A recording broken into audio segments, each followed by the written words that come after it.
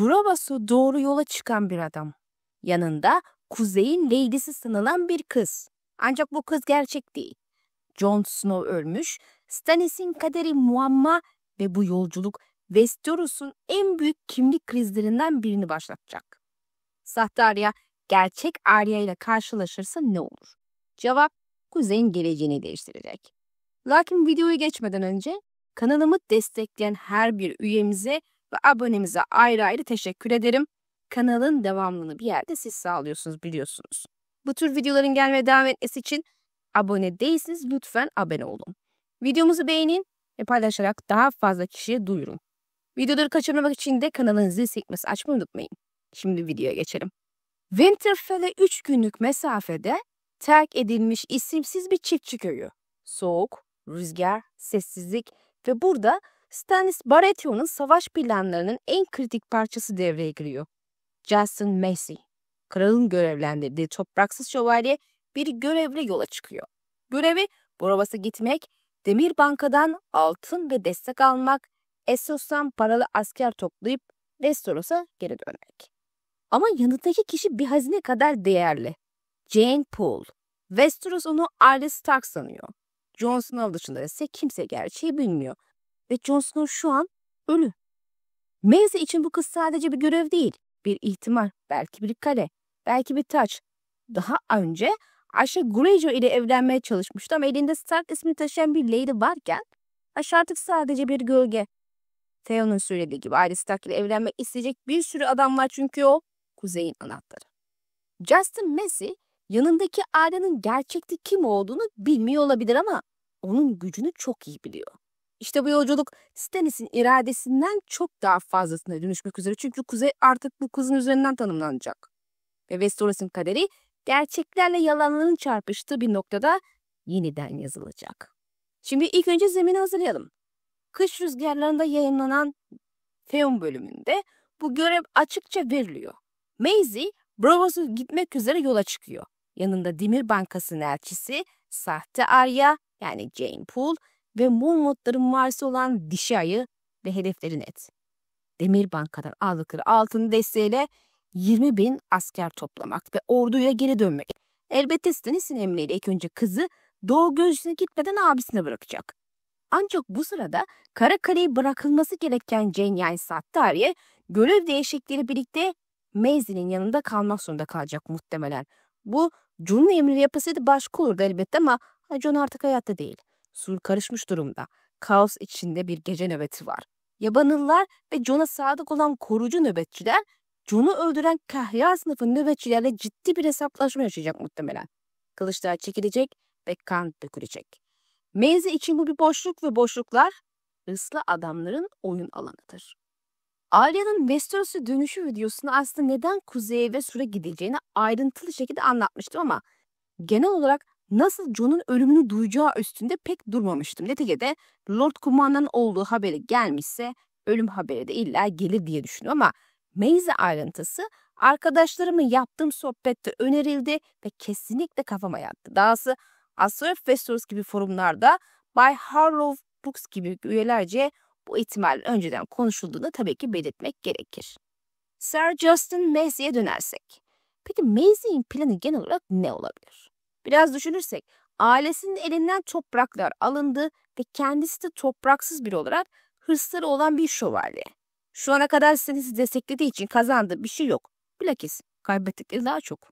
Stannis öldüğümü duyabilirsin ve bu doğru da olabilir demişti. Yine de ordumu alıp geleceksin diye net bir emirle gönderdi. Hırslı şövalyemiz Stannis'in öldüğünü duyduğunda Jon'un da çok geçmeden öldürüldüğünü öğrendiğinde ve Sur'un kaosunu gördüğünde Dişi Ayı ile beraber Arya'nın Sur'da kalmasını gönlü razı olur mu? Gerçekçi olalım ki Maisie yumuşak kalpli, yüce yürekli biri değil.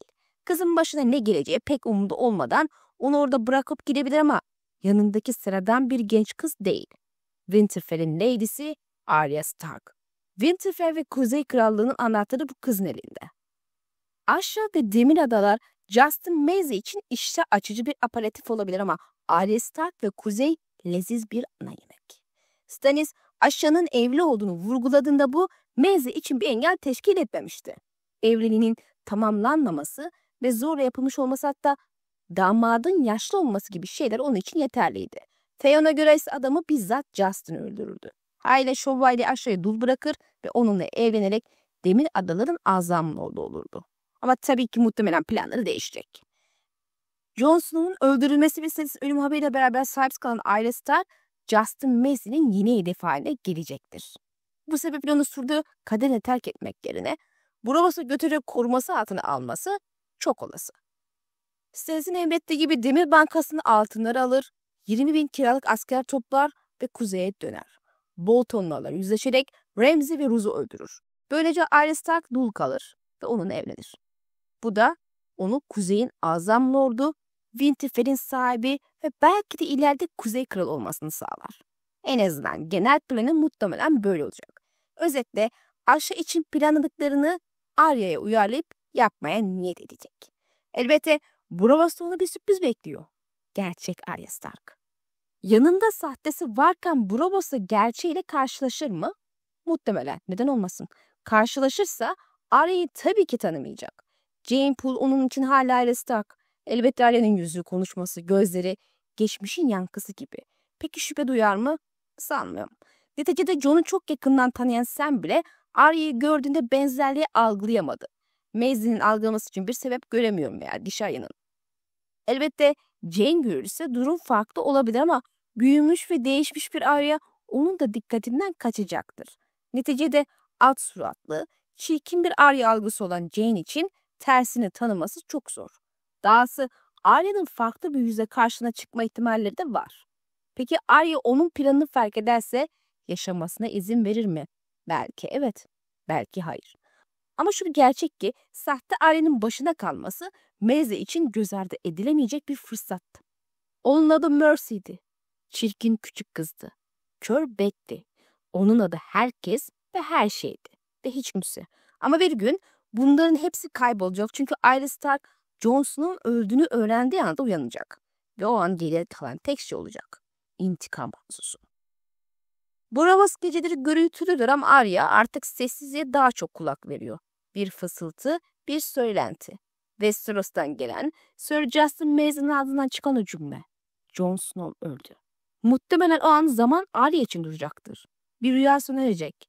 Arya'nın içindeki yüzsüz kız o an parçalanacak ve bir isim geri gelecek. Arya Stark. Braavos, yüzsüz adamların şehri. Demir Bankası'nın merkezi ve Arya Stark'ın eğitimini aldığı, kimliğini gömdüğü, sonra yeniden doğduğu, daha doğrusu doğacağı yer. 6. kitaptaki Mercy Pav'ında Arya tatlı Ruff'ı öldürüyor. Bu hamle yüksek ihtimal Demir Bankası'nın Lannister'lara karşı Stannis'i desteklemene sebep oldu. Çünkü ortadan kaybolmuş görünen Ruff ve Mercy'nin kaderinin bir cinayet olduğuna ve sorumlusu olan kişinin Ruff olduğunda kanaat getireceklerdir. Aksi bir durumda akıllara gelmez. Genç bir kız nasıl kocaman bir erkeği öldürebilir ki? Bu da aslında Justin Mace'yi Braavos'a getiren süreci başlatmış oldu zaten. Elbette Arya ölüm haberini doğrudan Mace'nin ağzı yerine Demir Bankası'nın elçisi olan Tycho'dan duyabilirdi. Arya'nın gerçekleşmesini beklediğiniz yeni deniz ordu seçimlerinde yüzsüzler adına bir vazife almasını bekliyorum. Seçmenler ayrıca Demir Bankası'nın ortakları da olan anahtar taşıyıcılarıdır. Ki Mercy Pov'da bunların birkaç tanesini görmüştük. Haliyle öyle veya böyle Arya'nın Tycho'nun bizzat ağzından bu haberi alması gayet olası ama bunun olması Maisie ve diğerleriyle karşılaşmasının önünde elbette ki engel değil. Belki de Arya bir şekilde Maisie ve topladığı adamlarla beraber kuzeye döner. İşte neslemesi zor değil. Dişi ayı ve sahte Arya Maisie ile beraber her şekilde tekrar kuzeye dönecektir. Bir hiç için gel git yapma zaten gerek yok.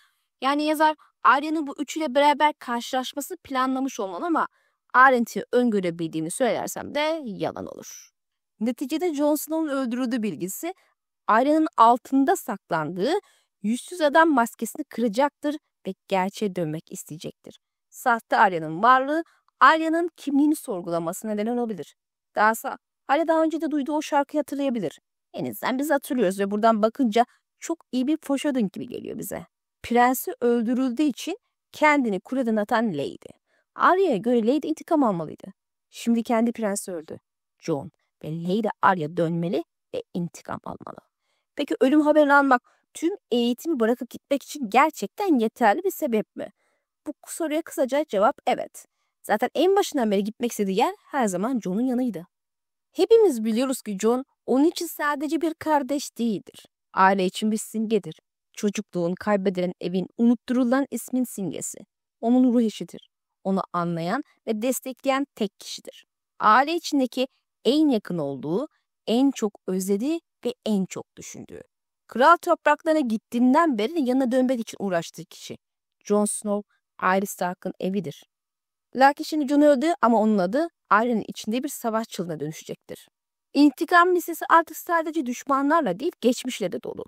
Kendisini kimliksiz bırakan sistemle, onu uzaklara savuran dünyayla savaşacak ama önce evini ondan alanları öldürerek işe başlayacak. Karşılaştığında Jeyne Paul'un anlattıkları Arya'nın öfkesini de arttırabilir ve Jon'un intikamı sonrasında Boltonlara karşı yok etme planı devreye girebilir. Hala Arya için kuzeye dönme sebebi tek başına Jon'un intikamını almak değil. Ayrıca ağabeyi Robb'a inat ettiğini öğrendiği ve kuzeye Winterfell'e çökmüş olan Boltonları da yok etmek ve evini geri alma arzusu olacaktır. Belki de Maisy'nin elindeki ordu bu açıdan Arya için çok daha önemli bir hal alır. Peki dönme kararı aldı. Bir şekilde yüzsüzlerle bağını koparttı ama ne ile nasıl dönecek? Maisy'nin topladığı orduyla gemilere binerek mi? Mümkün.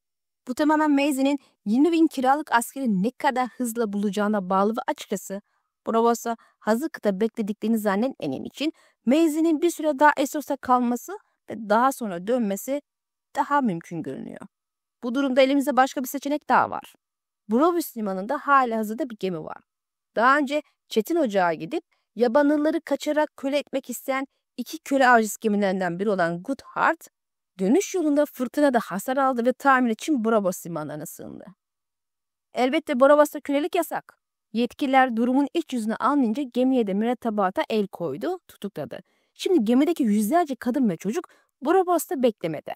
Arya kölelerin Çetin Ocağı sığındıklarını, orman cadısının kehanetini ve gemilerdekilerin nasıl köle olduğunu biliyor. Hatta 2 gemiden biri olan Elephant'ın muhtemelen Lee'se varmış olduğunu söyleyerek eski bir Stripstone korsanı olan ve şimdi bir hanı olan Pinto'nun listelerin daha fazla köle için daha fazla gemiyle Çetin Ocağı döneceğini düşündüğünü de söyledi. Bunun muhtemel olması çok yüksek çünkü Den'in Essos'ta yarattığı kargaşa sayesinde köle fiyatlarında artış oldu ve bu da köle avcılar için çok iyi bir fırsat. Hale Martin'in ayrıntılarında boğulanlar için bu sadece bir gemi değil, bu gemi bir çev silahı. Sahnenin kenarına asılmış bir silah ve artık tetiğe basılmak üzere. Braavos'un muhtemel yeni deniz lordu, yüzlerce yabanını Braavos'ta mülteci olarak tutmak istemeyebilir. Bu sebeple geldikleri yere geri gönderilmesi emrini vermesi mümkün. Mevcut kaptanını tutukladıkları için ve elbette bu meselede güvenilemeyeceği için gemiyi oraya geri götürecek kişinin bir Braavos'lu kaptan olacak olması beni şaşırtmazdı. Yıllardır Arya'nın geri dönüşünde Titan'ın kızının kaptanının bir rol oynayacağını düşünmüştüm. Belki de lordları bu vazifeyi ona verir. Böyle olursa Arya'nın zaten kılık değiştirmesine bile gerek yok. Adamı tanıyor ve kaptan zaten hali hazırda diğer herkes gibi yüzsüz adamların hizmet ediyor istediklerinde. Arya'yı geri çevirme şansı yok yani. Sonuç olarak Arya Jon'un ölümünü öğrenir, Jeyne Paul'u tanır, yüzsüz adamlığı bırakır, tek gemiye biner. Böylece doğruca kuzeye gider. Belki süre bırakılır yabanılar. Belki de Çetin Ocağı doğru giderler. Deniz Lord'u oraya dönmesi muhtemelen Lee'si köle avcılarının önünü kesmek isterse belki devreye girebilir. Unutmamalıyız ki 4. kitapta Sam ve Şarkıcı ile karşılaştığında Arya'nın ilk merak ettiği şey Sur'a gidip gitmeyecekleriydi. Aklındaki şeyin onlarla beraber Sur'a gitmek olduğu aşikardı. En başta da Braavos gemisine bindiğinde gitmek istediği yer orasıydı zaten ama kaptan kabul etmemişti. Şimdi kuzeye Sur olmasa bile Sur'un ötesine gidecek bir gemi veya gemiler var. Jon'un haberini alan Arya için bundan daha iyi bir fırsat olamaz. Bu sebeple yazarın o gemiyi gönderdiğini düşünüyorum Braavos'a. Peki ama neden Çetin Ocağı? Sur olamaz mı yani? Tabii ki de olabilir. Eşit derecede mümkün. Niye de? Burada Martin'in planı devreye giriyor. Martin'in eski taslaklarında Jon'un son povunun Çetin Ocak'ta olması planlanmıştı. Hatta Melisandre'nin de olduğu bir süre ötesi operasyon kehaneti vardı.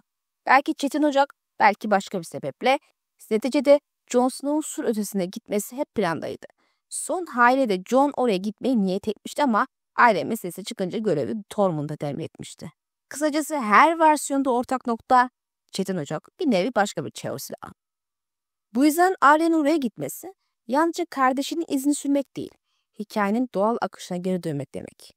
Daha önemlisi Jon'a ihtiyacı olan gemileri getirmesi de demek. Çünkü yabanılları güvenle taşıması için Jon'a ihtiyacı olan şey bu. Kuzey karla örtülmüş, sur sessiz ve Jon Snow karlar altında bir ceset ama nefes bekleyen bir ceset. Aynı anda uzaklarda bir gemi karanlık sularda ilerliyor. İçinde kimliğini geri almış bir kız. İkisi de ölüme dokunmuş ve ikisi de Çetin Ocağı doğru yola çıkıyor. Şimdi Çetin Ocağı gelelim. Martin sonraki kitapta Doğu Gözcüsünü göreceğimizi söyledi. Bunun için sebep ve ortama en uygun kişi Jon Snow ve eğer doğrudan Sur'a gelirse Arya Stark. Jon'un son bir Sur ötesi operasyonuna kesin gözüyle baktığımız için en azından ben öyle bakıyorum. Onun gözünden buraya göreceğimiz aşikar. Çetin Ocak, Jon Snow'un gözünün önünden gitmeyen terk edilmiş bir eski kasaba köy. Ötekilerin gölgesi altında kalan o yer Jon'un son planıydı. Orada mahsur kalan yabanıları kurtarmak istiyordu.